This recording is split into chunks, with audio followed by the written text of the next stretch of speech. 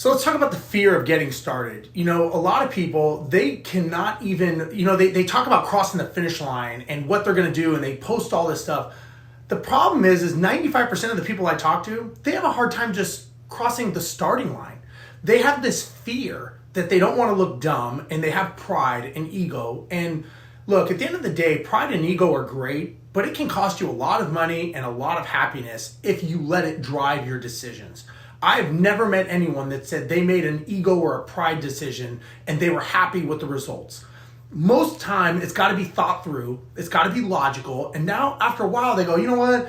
Probably was not the best way to handle that situation. So again, don't let pride or ego get in the way of crossing the starting line, right? Create your plan.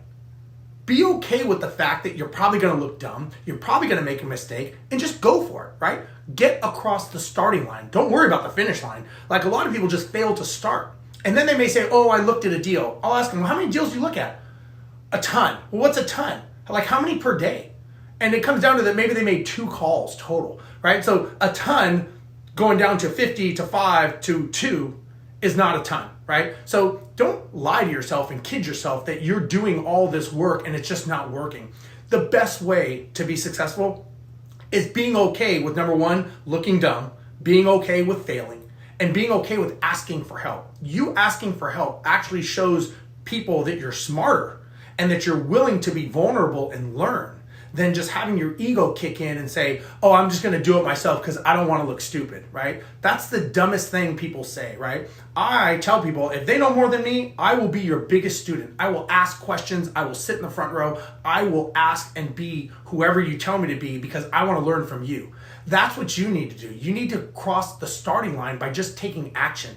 Be okay with it not going well. Chances are the first property you buy is probably not going to be exactly what you hoped and dreamed for, and that's okay, right? The 50th property you buy, I'm sure, will be much different than the first property. But I guarantee you, you will never get to the 50th if you don't cross the starting line and get to the first property. So cross the starting line, start taking action, do something every day that's gonna get you there, and just take action, write it down, and once you do it and you're done with it, cross it off the list. It doesn't have to be a major course correction, but do something. That's the key that I would tell you. Do something and cross the starting line.